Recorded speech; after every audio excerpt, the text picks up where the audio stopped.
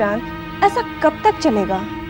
बहुत ज्यादा देर तक नहीं चलेगा, क्योंकि मैंने अमर की मम्मी से बात की है और वो आज ही बाबा से मिलने जा रही है। बाबा उनकी बहुत इज्जत करते हैं, उनकी बात को टालेंगे नहीं। पर मेरे डैडी को कौन समझाएगा? मेरे बाबा समझाएंगे, और जब मेरे बाबा तुम्हारे डैडी के पास जाएंगे तो वो इनकार नहीं कर पाएंगे। तुम्हें इतना विश्वास है, मगर ऐसा नहीं हुआ तो फिर जो भी कदम उठाना है हम उठाएंगे। एक बार बाबा राजी हो जाए, फिर मैं देखता हूं कि दुनिया में ऐसा कौन है जो हमारी शादी को रोक सकता है। तुम इतने विश्वास से कह तो रहे हो, लेकिन मुझे बहुत डर लग रहा है। इस डर को दिल से निकाल दो ज्योति, इस डर को दिल से निकाल दो। हमारा प्यार सच्चा है, और सच्चे प्यार के बीच में कोई नहीं आ सकता, सांच को आंच नहीं।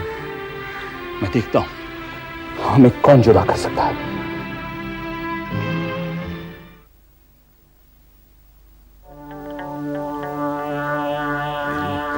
क्या हुआ था? ज्योति को घर से बाहर जाने दिया? बच्ची है, कहीं गलती ना कर बैठे, बस इसी बात का डर है मुझे। डैडी, नमस्ते अंकल जी। नमस्ते बेटी, नमस्ते नमस्ते। लीजिए, आपके वादे के मुताबिक मैं आपकी ज्योति को वापस ले आई। अब तो आपको कोई प्रॉब्लम नहीं है ना? अरे कोई प्रॉब्लम नहीं है बेटी, मैं तुझे देखते ही पहचान गया था कि तू अपने वादे की पक्की है, इसीलिए तो ज्योति को मैंने तेरे साथ भेजा था। डैडी, पार्टी में बहुत मजा आया। अच्छा, काश कि वहाँ आप भी होते। लीजिए अंकल। ये क्या है? ये है मेरे बर्थडे का केक और मिठाई।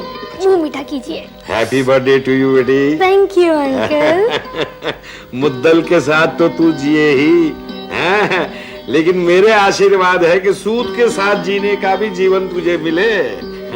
Thank you very much uncle ji. इतना लंबा चौड़ा आशीर्वाद तो मुझे आज तक किसी ने नहीं दिया है। ओके देन बाय, मैं चलती हूँ। नमस्ते अंकल जी, बाय। कितनी प्यारी बच्ची है, कितना प्यार से कहा उसने, अंकल मुंह उठा कीजिए। हाँ बेटा, करो। हाँ, दूसरे यूनिट का प्लान रेडी है। अच्छा सा मुहूर्त देख के काम शुरू करवा देंगे, ठीक है? अरे हाँ, इस साल का हिसाब बन गया है, तुम आके चेक कर लो। विक्रांत मजे में। संजय, कभी कभार आके उससे मिल लो, ठीक है? ओके। नमस्ते भाई साहब। अरे भाभी जी, आप आइए आइए, बैठिए। आपने आने की तकलीफ क्यों की? मुझे कहलवा दिया होता, मैं खुद चला आता। अरे भाई, हमें भी तो कभी घर से बाहर निकलने का मौका दे दीजिए। ये बात है, तब तो आपका बहुत बहुत स्वागत है। रामो, देखो हमारी खास मेहमान आई है। सबसे पहले लाओ पानी, उसके बाद अच्छा सा नाश्ता और फिर बढ़िया चाय, ठीक है? हाँ, बोलिए कैसे आना हुआ आपका? देखिए, काम हुआ इसलिए तो फुर्सत निकालनी पड़ी, मगर अब सोच रही हूँ कि मैं कुछ आपसे कहूँ या न कहूँ। आप तो नाराज हो जाएंगे, वैसे भी तो आप बहुत जिद्दी हैं। भाभी, आपने कोई काम बताया और मैंने नहीं किया, ऐसा आज तक हुआ है? आप हुक्म कीजिए, करना क्या है मुझे? हुक्म करूँ? मुकर तो नहीं जाएंगे आप? अरे बोला ना कीजिए। विक्रांत और ज्योति की शादी कर दीजिए। विक्रांत ने बड़ा तगड़ा वकील ढूंढा है अपने लिए। विक्रांत आया था मेरे पास। भाभी सच बताऊं, ज्योति को अपने घर की बहू बनाने में मुझे कोई आपत्ति नहीं है, लेकिन इसका वो फटीचर, सूदखोर, चिंदी चोर बाप। देखिए भाई साहब, शादी विक्रांत की और ज्योति की होनी है। फकीर चंद जी तो दहेज में आने वाले हैं नहीं। शादी के बाद वो अपने घर रहेंगे और आपकी बहू आपके घर। अरे लेकिन उस सूदखोर से रिश्ता बन जाएगा ना। भाई साहब, आपको विक्रांत की खुशी की फिक्र है या फकीर चंद से होने वाली रिश्ते की? रामो, नहीं, रहने दीजिए ना, रहने दीजिए। देखिए भाई साहब, हमें विक्रांत की खुशी देखनी है और दोनों की शादी ही करवानी है। देखिए, अगर आपको फकीर चंद के स्टैंडर्ड की बात अगर आप कर रहे हैं तो आप यूं करिए, आप अपने खर्चे से 2-3 सूट सिलवा दीजिए उनके लिए और उनको हिदायत कर दीजिए कि जब भी वो आपको मिलने आएंगे सूट पहन के आ जाए। वो फकीर चंद लंगूर दिखेगा सूट। जैसा भी लगेगा लगने दीजिए। देखिए भाई साहब, विक्रांत कह रहा था कि फकीर चंद उसकी बिरादरी के किसी लड़के से उसकी शादी करवा रहा है, तो वो कुछ तय करने से पहले आप वहां जा मैं उसके यहाँ चला जाऊं? क्या बात कर रही हैं आप? वो तो आपके यहाँ नहीं आएंगे ना, पहन तो आपको ही करनी है। कहाँ फंसा दिया विक्रांत ने। उसे प्यार करने के लिए उस चिंदी चोर की बेटी मिली थी। देखिए 2 दिलों का मामला है, अभी दिल मिल गए हैं, भगवान की इच्छा। ठीक है भाभी, आज तक मैंने आपकी बात टाली नहीं, आपकी भी नहीं टालूंगा। मैं उस चिंदी चोर के यहाँ जाऊंगा और ये रिश्ता पक्का करके आऊंगा। अब तो खुश। चलो ये तो हुआ। मैंने भी गिरधारी को समझाया था कि हमें अपने बच्चों की खुशी के बारे में सोचना चाहिए। अमर नहीं आया अब तक? जी मुझे तो लगता है हमें उसके पैरों में बेड़ियां डाल देनी चाहिए। कोई अच्छी सी लड़की तलाश करके उसकी शादी करवा देते हैं।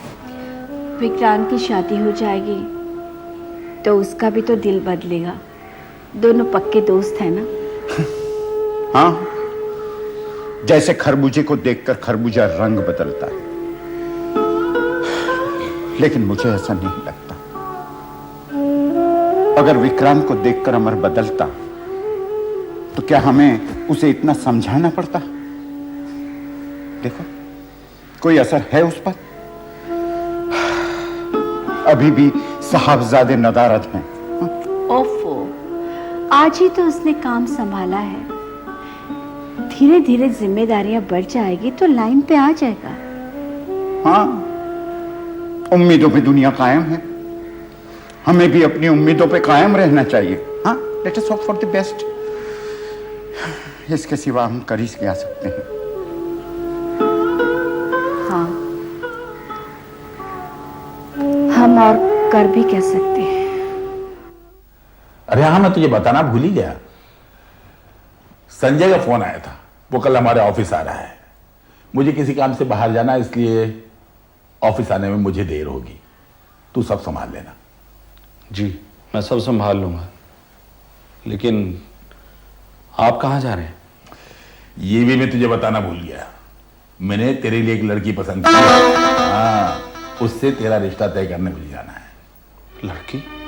लेकिन ये लड़की है कौन? जो भी हो, पढ़ी लिखी है, समझदार है, खूबसूरत है, मुझे बहुत पसंद है। तेरी शादी होगी तो उसी से होगी।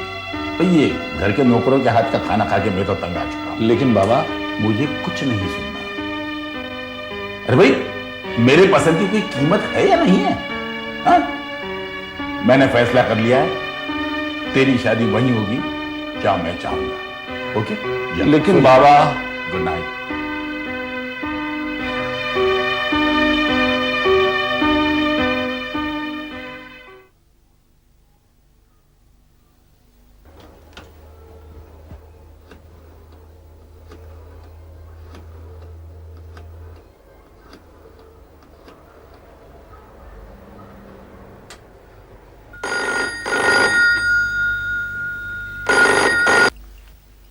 Jawahar Nagar police station.